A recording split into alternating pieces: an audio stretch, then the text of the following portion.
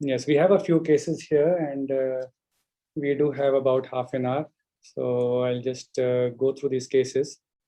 So we have this young lady who comes with blurring of vision in the right eye since 15 days, which is like a sudden onset. So sudden onset, usually not typical, but here she comes. That's what the history she got. She noticed on waking up and associated with headache.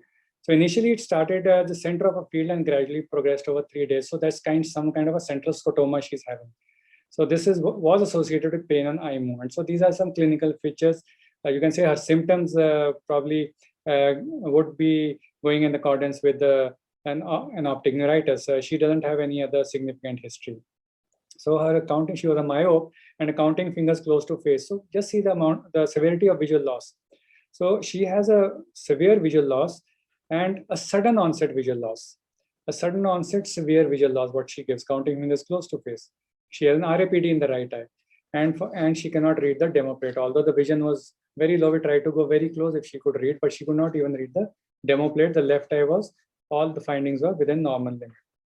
So if you have a typical optic neuritis, probably the vision would not be that low in most of the cases. It would be you can say a progressive visual loss. So if you see the disc here, probably there is swelling, you can say, around this nasal margin of the disc, superior and nasal margin of the disc extending to the peripapillary region. So there is, you can say, a mild disc edema and something probably which has resolved in the left eye. It's difficult to say, but yes, there is some blurring in the nasal margin as well here. So when you have the OCT, probably the OCT is fairly normal. You can see some white area here, probably this nasal swelling which is there as in the fundus picture. In the left, the ganglion cell is fairly well preserved. So even though she had symptoms like a profound loss of vision and which was sudden onset, probably we would think of those were atypical features. But when you examine them, her ganglion cell is preserved. That would probably the first to go when you have a severe disease. But yes, the time of doing this also matters. So we did our investigation because it was just an overlap. So basically everything was just normal, just got her antibodies, were negative, it's awaited, but they were negative. And we had to perform a CSF because everything else was just normal. CE, MRI, brain, orbit was just normal, just some inflammation of the optic nerve probably, and rest of the things were normal. So that's why we had to go in for a CSF. And again, the oligoclonal bands here, which I said is awaited, were negative in this patient. So everything is just negative, negative, negative. It's just a clinical diagnosis of optic neuritis that we have with a sudden vision loss. So the acute management is don't wait, even though the ONTT said the final outcome doesn't make a difference, but we don't know what we are dealing with. It might be just MS related or maybe atypical optic neuritis, which can seroconvert later.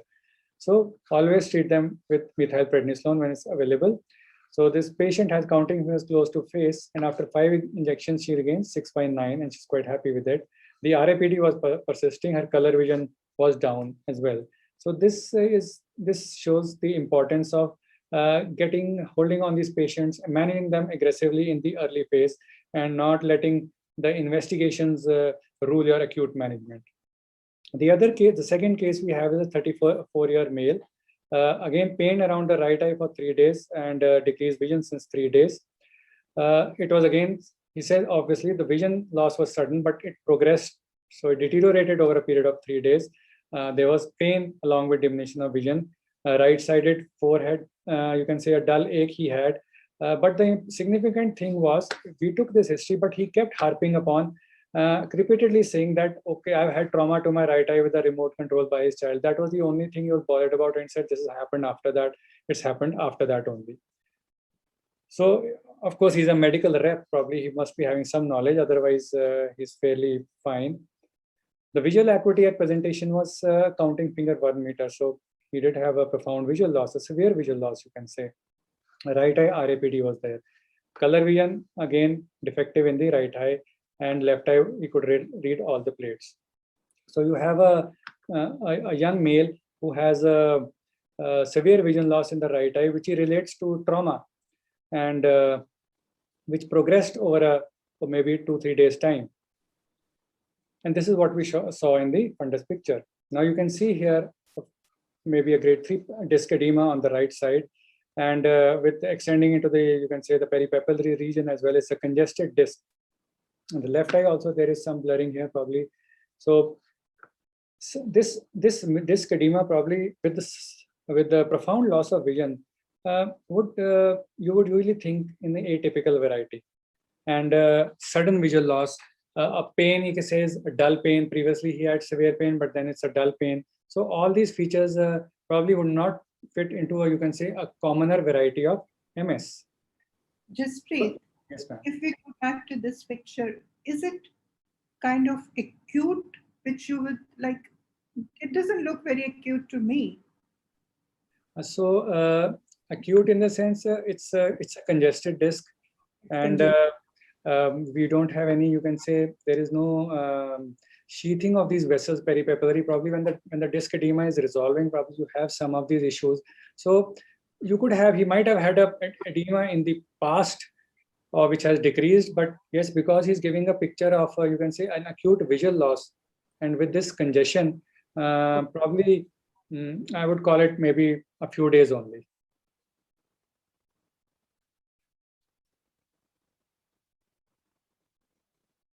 Yeah, go on, I agree. So you have this patient, the significant features being counting fingers, disc edema, and a sudden onset. So these, what would one think probably? Should we investigate for MS, or should we think of atypical variety, even though the acute management is the same? So this is not a, you can say, a common presentation of MS. So the clinical diagnosis, of course, was optic neuritis. The visual field testing, the left eye did have some scotomas here, and the right eye, because of probably poor vision, could not be done. But yes, he has a visual field loss here in the right eye. So I mean, these are some clues that maybe the left eye had been affected earlier and probably went unnoticed. So he could have had recurrent attacks in the left eye, and the right eye probably now, because of a profound attack which is relating to a trauma, probably is what he presented with. So when you do these RNFL and the optic nerve head analysis of the nerve fiber layer, which is readily available, so that's why I said the first thing probably when the patient presents, you would get these things done. Of course, it's showing swelling in the right eye, and you can see some loss in the temporal quadrant here. So when we go ahead and do the ganglion cell analysis, what we find is you can see a ganglion cell loss in the left eye. So although the left eye had 6/6 vision, it has a ganglion cell loss, wherein the right eye probably it still has optic disc edema, and maybe an earlier presentation might not give you might not show you the actual damage, but the left eye is damaged.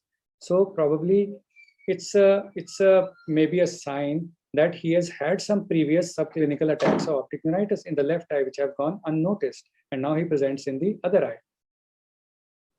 So we get his investigations done, because again, it's an overlap between, it's more of like an atypical variety. I mean, considering all these his signs and symptoms and the OCT analysis, but all these tests come out negative. So his MOG, NMO antibodies are also negative. The chest X-ray is within normal limit. And if we see, so we order an MRI. Obviously, MRI has to be ordered. We can't just depend on what the OCT is saying. So when we do an MRI, probably we see all these plaques. So these are like, you can say, the active plaques probably. So there is no black holes.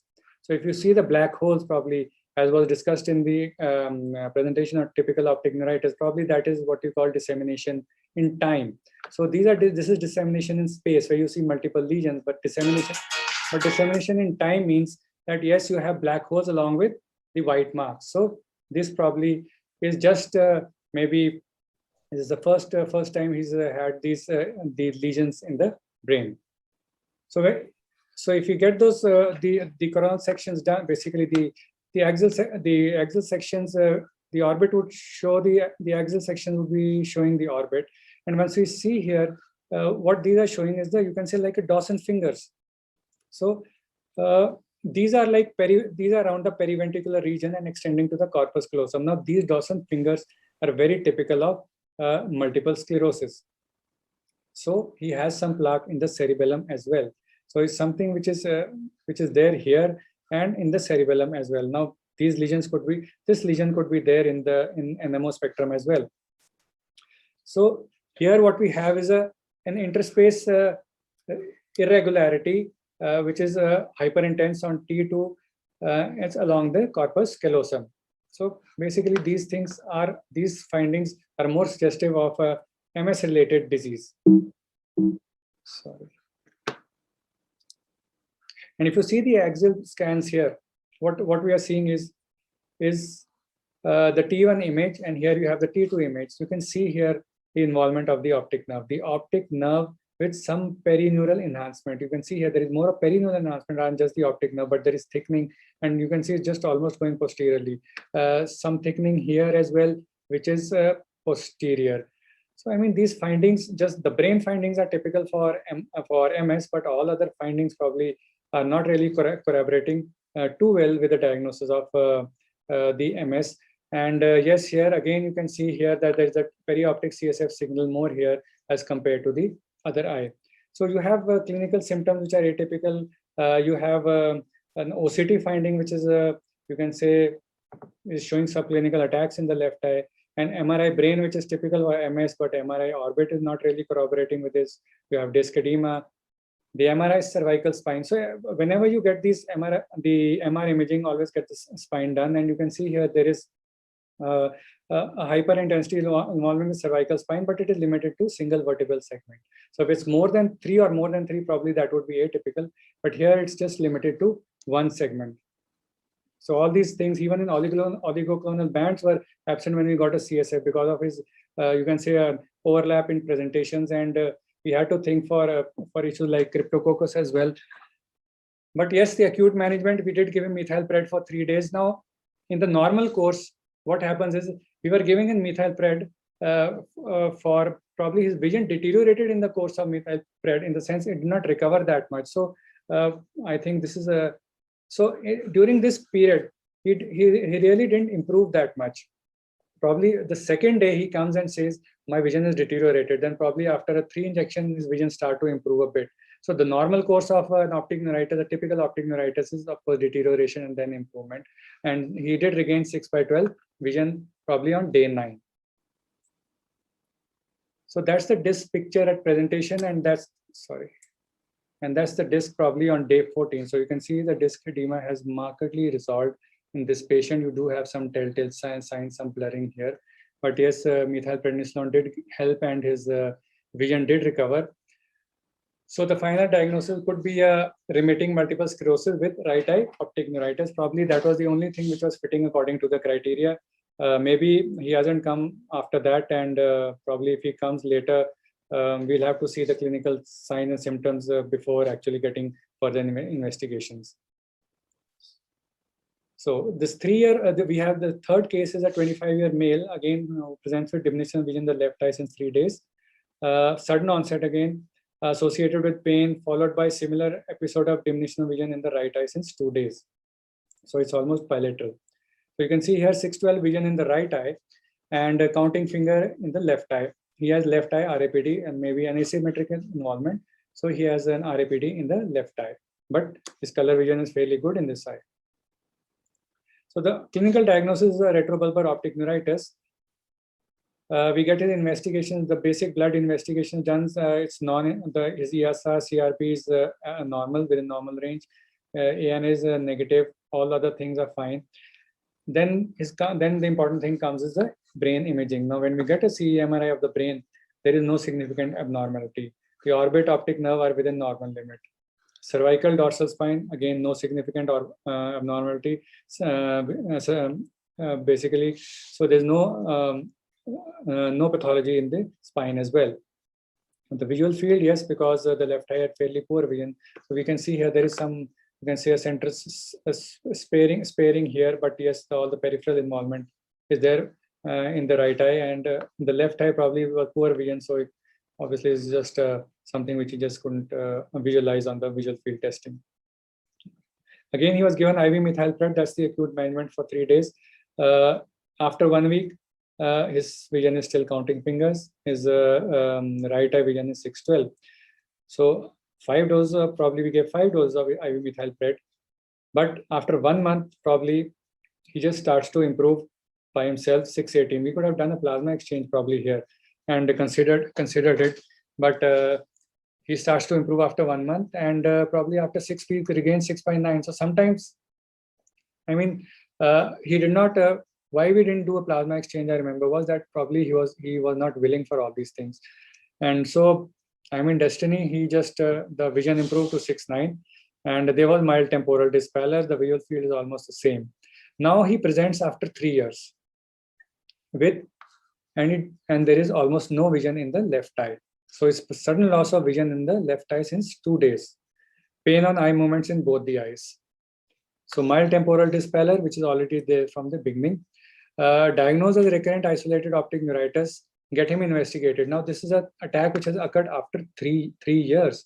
So we need to get him, obviously treat him, but investigate him. And yes, what we find here is a MOG positive antibody. So something which started off, maybe the signs and symptoms were atypical. Probably a plasma exchange could have helped him, but yes, he did regain 6.9 vision, but now he becomes to be MOG positive. So his vision is 2/60 after 3 doses of IVMP. Now he's planned for Plex, probably. He's convinced that this is happening again and again. But the good point is, which is related to the MOG positivity, probably, he regains 6.9 vision after a plasma exchange. So he's kept on oral prednisolone. But after 6 months, what happens? He now presents with sudden onset loss of vision in the right eye. So it's a recurring loss of vision, probably recurring episode. So it could be MOG, that's why I said could be a monophasic, or it could be recurrent. But yes, recurrent, what we are having is he regained vision first, he regained vision after a plasma exchange. Now he comes with a third episode. So again, start off with IV methylpred for 4 days. He basically regains vision. So that's the beauty of MOG, probably. In most of these cases, even though there is profound vision loss, we have no perception of light in his left eye, but still he manages to have 6.9 vision. And yes, the visual field has also improved. After 3 months, vision is maintained. The disc is fairly healthy, probably. We had probably a temporal pallor here, probably. I think that was out of, probably the pictures are not, could be out of focus, but yes, fairly good optic disc, healthy optic disc he has. But the problem here is here. When you see the ganglion cell analysis, he has loss of ganglion cell in both the eyes. So that means it has been going on in both the eyes for quite some time, even though his nerve fiber layer is fairly healthy. So this is a sensitive indicator of what is going on in patients of optic neuritis. It can give you a clue whether this patient has had previous subclinical attacks and how you need to manage these patients. So, and the next case is like a 35-year-old female who comes with blurring of vision in both eyes since 10 days. And it's a dull intermittent headache of 2 to 3 days duration. The vision is gradual, painless, and progressive. Very dull headache, but no pain on eye movements. She has 660 in the right eye with a right RAPD, temporal parallel. Again, because of this atypical features, we get her tested for the NMO MOG and she's MOG positive. But the MRI brain and orbit is within normal limit. So the MOG is positive here. You give her IV methylpred for 5 days, followed by oral steroids. She went to obviously we had to have a neurology referral for starting her on these immunomodulators, and she is sustaining vision after rituximab. So after 3 months, vision is well maintained, even though there is temporal pallor. And but yes, this you have to be careful. Basically, this is rituximab is given by the neurologist, and probably basically you can say in accordance with them when we do the management, she developed B-cell lymphopenia and had to be started on immunosuppressive drugs. But after 6 months, her vision is well maintained, even though she has a pale disc. So pale disc doesn't mean that you will have a loss of vision. You just require 1/3 of the working nerve fibers to have 6/6 vision. The OCT, yes, that you have a RNFL loss here and a ganglion cell loss as well. So something which have to be careful. When you have these things in like a pale disc, you have to have a close follow-up, because anytime it's like a cliff. Anytime you can just fall down. This ganglion cell can fall down and you will have like loss of vision. So you have to have you can say a close follow-up when you have patients with optic neuritis maintaining vision, pale disc, and a GCL showing such a picture. So probably the last case, what we have, so this is a young female who comes with 6x6 vision, but has blurring of vision, she says, since 15 days. But you test her vision is 6x6. The important clues here, she could only read the demo plate. So even though there is the pupillary reactions are fine, the vision is okay, but one of the earliest indications is color vision. So that is an early indication of optic neuropathy. So when you have this, you should be suspicious that you need to evaluate for optic nerve disorders. See here, of course, there was some pallor here. When you do the examination, and some pallor on this side as well. Not that healthy looking, but yes, more on the right side. But again, she's maintaining 6x6. The visual field is fairly fine. And when you do the OCT analysis for the RNFL, probably what you see is there is a loss in the right eye, whereas some loss in the left eye, the yellowish region.